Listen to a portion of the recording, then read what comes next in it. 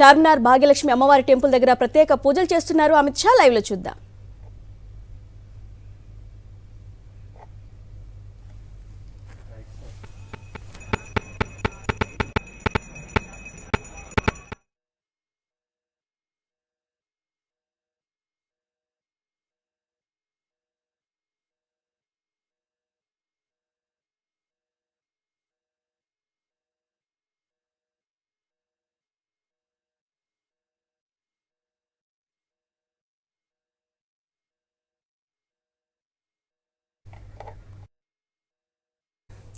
తెలంగాణ పర్యటనలో భాగంగా ఇవాళ వచ్చినటువంటి కేంద్ర హోంమంత్రి అమిత్ షా భాగ్యలక్ష్మి చార్మినార్ దగ్గర ఉన్నటువంటి అమ్మవారి టెంపుల్లో ప్రత్యేక పూజలు నిర్వహిస్తున్నారు. ప్రస్తుతం మనం లైవ్ లో చూస్తున్నాం.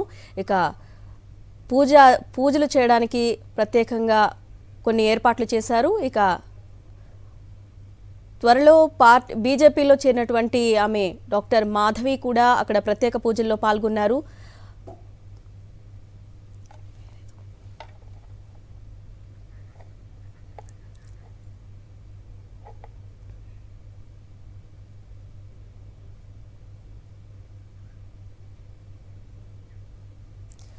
రైట్, చార్మినార్ భాగ్యలక్ష్మి అమ్మవారి టెంపుల్ దగ్గర కేంద్ర హోంమంత్రి అమిత్ షా ప్రత్యేక పూజా కార్యక్రమాలు నిర్వహిస్తున్న దానికి సంబంధించి మనం లైవ్లో చూస్తున్నాము. అక్కడ పూజార్లు వేద ఆశీర్వచనం అందజేసి ప్రత్యేక పూజా కార్యక్రమాలు నిర్వహిస్తున్నారు. మనం లైవ్లో చూస్తున్నాం.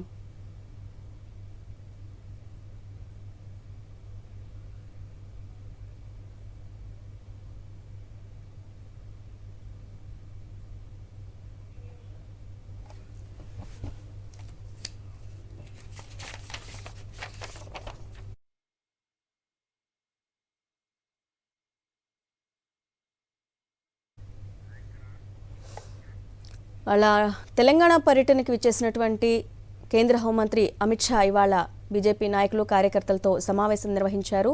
తర్వాత భాగ్యలక్ష్మి చార్మినార్ దగ్గర ఉన్నటువంటి భాగ్యలక్ష్మి అమ్మవారి టెంపుల్లో ప్రత్యేక పూజా కార్యక్రమాలు నిర్వహించారు. ఇక మరిన్ని వివరాలు మా ప్రతినిధి విక్రమ్ అందిస్తారు. విక్రమ్, ఇవాళ చెప్పండి, అమిత్ షా షెడ్యూల్ ఏంటి? చార్మినార్ కు ఇప్పుడే అమిత్ షా చేరుకున్నారు. భాగ్యలక్ష్మి దేవాలయంలో అమ్మవారిని దర్శించుకున్న కేంద్ర హోంశాఖ మంత్రి అమిత్ షా ఇక్కడ నుంచి నేరుగా ఐటీసీ కాకతీయాలో నిర్వహించే పార్టీ ముఖ్య నేతల సమావేశంలో పాల్గొంటారు.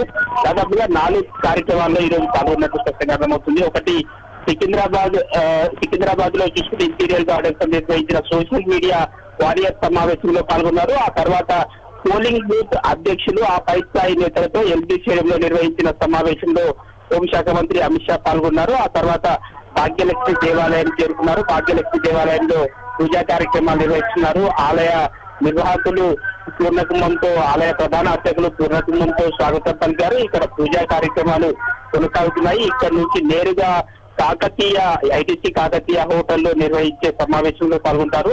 సమావేశంలో ప్రధానంగా పార్టీ రాష్ట్రంలో జరుగుతున్న రాజకీయ పరిణామాలపై చర్చించే అవకాశం ఉంది. ఈ సమావేశంలో పార్టీ నేతల సమన్వయం ఏ విధంగా ఉంది, 17 పార్లమెంట్ సంబంధించి అభ్యర్థులను దాదాపుగా ఖరారు చేసిన నేపథ్యంలో ఏ విధంగా ముందుకు వెళ్ళాలి అన్న దానిపై ఈ సమావేశంలో చర్చించే అవకాశం ఉంది. మనం విజువల్ తో చూస్తున్నాము. అమిత్ షా బయటికి వచ్చి భాగ్యలక్ష్మి దేవాలయంలో విజయ చిహ్నాన్ని చూస్తున్నారు. అక్కడ నుంచి నేరుగా భాగ్యలక్ష్మి దేవాలయం నుంచి నేరుగా ఐటీసీ కాకతీయ చేరుకుని అక్కడ ముఖ్య నేతల సమావేశంలో పాల్గొనబోతున్నారు. అరుణ, ముఖ్య నేతలతో ఎటువంటి విషయాలు చర్చకు వచ్చే అవకాశం ఉంది? ఎలాంటి దిశానిర్దేశం చేయనున్నారు? పార్టీ ముఖ్య నేతలతో సమావేశంలో ప్రధానంగా ఈ 17 పార్లమెంటు స్థానాలకు సంబంధించి ఏ విధమైన వ్యూహంతో ముందుకు వెళ్ళాలి అనే అంశాలపై ప్రధానంగా చర్చించే అవకాశం ఉంది. ఒకటి, పార్టీలో సమన్వయం ఏ విధంగా ఉంది, నేతల మధ్య సమన్వయం ఏ విధంగా ఉంది, వెన్నుపోట్ల భయం ఉంది. కొంతమంది పార్టీకి కొంత వెన్నుపోటు వేరే పార్టీల నుంచి చేస్తున్న నేపథ్యంలో కొంత పార్టీలో ఏ విధంగా ముందుకు వెళ్ళాలి అనే అంశంపై కూడా ఈరోజు సమావేశంలో ముఖ్య నేతల సమావేశంలో చర్చించే అవకాశం ఉంది. మొత్తంగా పార్టీలో ఉన్న నేతలందరూ కూడా కలిసికట్టుగా ఎన్నికలకు వెళ్లాలని చర్చించే అవకాశం ఉంది. అదేవిధంగా చూసుకోవచ్చు, పార్టీ అభ్యర్థులందరినీ కూడా కలిసికట్టుగా ముందుకు వెళ్లేందుకు ఈ సమావేశంలో దిశానిర్దేశం. అదేవిధంగా త్వరలో ప్రధాని మోదీ కూడా తెలంగాణ పర్యటన ఉంది అని చెప్పేసి తెలుస్తోంది. దానికి సంబంధించి కూడా షెడ్యూల్ ఏమన్నా ఖరారైందా? అరుణ మనం చూసుకోవచ్చు, ప్రధాని నరేంద్ర మోడీ పర్యటన 3 రోజుల పర్యటన దాదాపుగా ఖరారైనట్టు స్పష్టంగా అర్థమవుతుంది. ఒకటి మల్కాజ్గిరిలో ఈ నెల 15వ తేదీన ప్రధాని నరేంద్ర మోడీ సభలో పాల్గొంటారు. ఆ తర్వాత 17వ తేదీన నాగర్ కర్నూల్, అదే విధంగా మరో సభ జగిత్యాలలో మరో సభకు సంబంధించి 18వ తేదీన మరో సభ ఏర్పాటు చేస్తారు.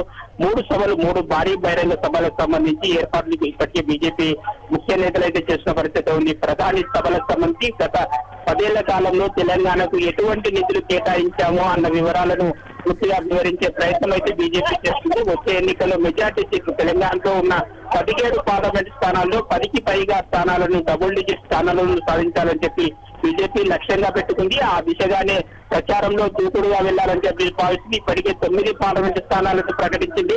మరో 8 స్థానాలను ప్రకటించాల్సి ఉంది. అయితే నిన్న కేంద్ర ఎన్నికల కమిటీ సమావేశం కూడా పూర్తయింది. మిగతా 8 స్థానాలకు సంబంధించి 7 స్థానాలకు సంబంధించి అభ్యర్థులను దాదాపుగా ఖరారు చేశారు. వాటి జాబితాను మరి కాసేపట్లోనే విడుదల చేసే అవకాశం ఉంది.